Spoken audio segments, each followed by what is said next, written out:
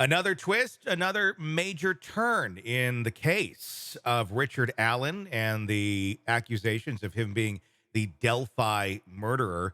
The Delphi murderer suspect's defense now claiming that key evidence destroyed.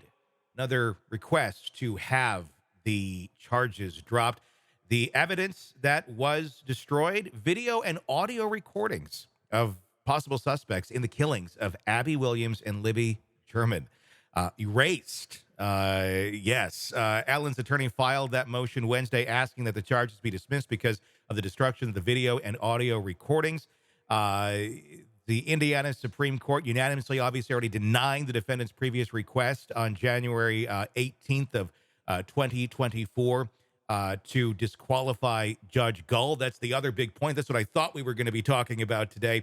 But this new motion coming out, and it's really quite shocking. They're saying that, and I believe this is like literally what the computer said that held this information. Due to a DVR program error discovered 9/20 of 17, all recordings up to February 20th, 2017 were recorded over, and there's no detectable audio found on this driver.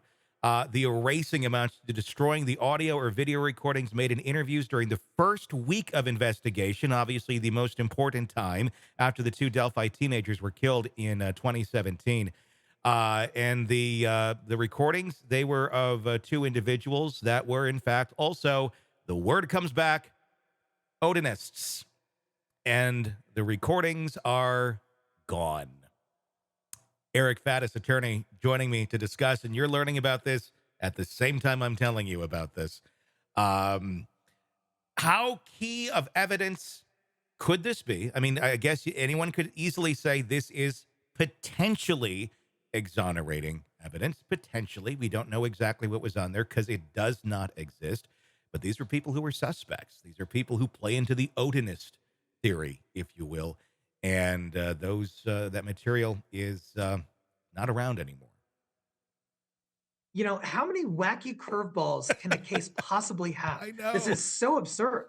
In looking at it, I think it's a huge development because as defense, you're required to look into whether there's an alternative suspect. Mhm. And if the police already did that, and then lo and behold, the recordings of those interviews are gone.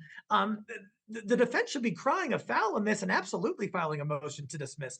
Now, with those interviews, I imagine there might have been a written report that the police did summarizing them, but those reports don't always include everything. I know as a defense attorney, you've got to go comb through the audio and video of the interview to see what the police left out. Here, the fact that those videos and audios are gone, I think gives rise to what's called the spoliation issue, whereby defense, if the case is not dismissed, the jury should at least be instructed that the destruction of that video and audio can give rise to an adverse inference against the prosecution. They should be able to hold it against the prosecution in any future trial. I'm always shocked when things like this happen of evidence is destroyed. I mean, on my own personal computers, I store like everything I've done. It's all there. Things don't easily get destroyed. And something like this that's so high profile, something like this that's so important, people's lives literally hang in the balance. Why aren't these things backed up? Why aren't there other places where this would be, where if a drive goes haywire, that they couldn't find it somewhere else? It just all seems far too convenient. And I am not a conspiracy theorist, but it seems all too convenient that any place anyone wants to look other than Richard Allen for possible exonerating evidence, there's some reason why we can't go there. We can't have the Franks hearing anymore, even though that was originally set up but then destroyed by Gull. We can't go back and look at this evidence because, it just happens to be gone. We're not going to look closer. Like I said, we back with the Franks of looking specifically at how they actually came to charging Richard Allen several years after he already raised his hand and said, yeah, I was there, guys. How can I help? It's just all seemingly too convenient. Either this is like the guy with the worst luck on the planet, or there's a conspiracy against him to charge him with this crime. And I don't know that it necessarily goes to the lengths of Odinism and things of that nature, but they need a fall guy, it seems, and they're hell-bent on not being wrong that this is their guy. Totally, and if the government did not want to encourage and support these conspiracy theories, that they're doing everything wrong. It seems like Yes. every misstep that they are making only lends credence to some of these theories that people are discussing in terms of Richard Allen not getting a fair shake here. The Constitution requires that he be able to investigate his own innocence, and that includes learning of alternative suspects and what they said to police. Yeah. Now, the authorities are saying, too bad, Richard. Sorry, you can't do that. I think it's a big problem. Is this enough to dismiss it? Is this, I mean, obviously we're dealing with Gull here as well as of right now. And I mean, on those grounds alone, is this enough to dismiss a case? I'm going to ask that question first. I tend to think no. I tend to think it doesn't rise to the level of dismissing a double homicide Mhm. case where two children were murdered, but I think there are other options. Would this, at the very least, allow them to now finally have the Franks hearing? Should this be enough to go, look, you guys screwed this up in so many ways. We have to take a look at it in that sort of light. Again, it's up to Gull if they're going to do that, though.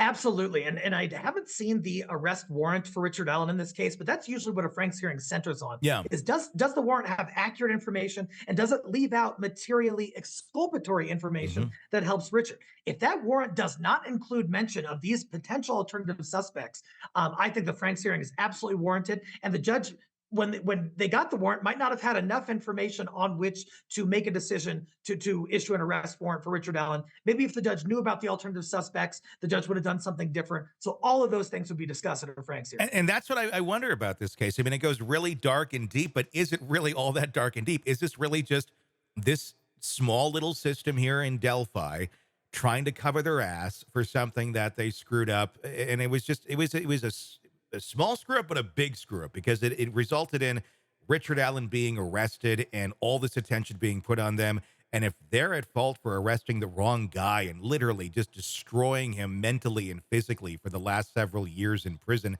they probably don't want that on them. It probably is going to result in a massive, massive lawsuit.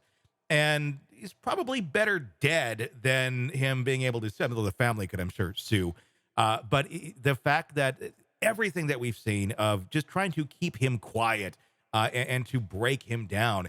Again, it plays into the conspiracy, but is this an out? Is this, I mean, I guess time will tell. Could this be an out for Delphi and the prosecutors and the police and all of that there of, oh, we lost the tape. The tape is bad.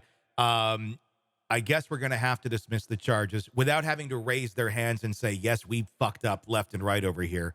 We're going to blame it on a DVR going bad rather than ourselves and try to quietly bow out. That's what I'm wondering. Well, I don't think the DVR is going to be on the hook for millions of dollars for wrongful No. prosecution, but I think the prosecutors certainly still can. Yeah. I think that this is not something they can sweep under the rug. And if it does result in a determination that Richard Allen was wrongfully prosecuted, we're talking millions upon millions, additional controversy, additional discovery in the civil case, Mhm. which could yield even more revelations like the ones we're talking about today. It makes you wonder. I mean, if we do go down that road, because it seems like it could be a very real possibility, will that, because ultimately just trying to get to justice here and trying to find the killer of these two little girls, it makes you wonder that maybe if they dig deep, if we were to go down that road, maybe that could actually lead us to who did kill these kids, if in fact it was not Richard Allen. Yeah, great point. That, really erring on the side of more information rather than less Yeah. usually helps us get to the truth more quickly and more accurately. The fact that the prosecution has been sort of keeping things close to the vest, it raises some red flags. Now we have this destruction of evidence issue.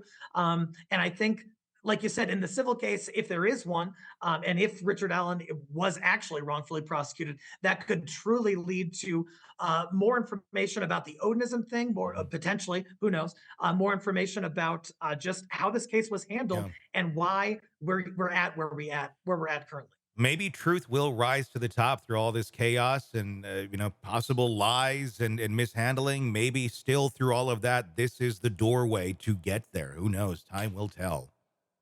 Hey, it's Tony Bruschi. If you like the podcast, be sure to like, subscribe, and press that bell so you don't miss any of our updates on the cases we're following for you right here at the Hidden Killers podcast from True Crime Today. And thanks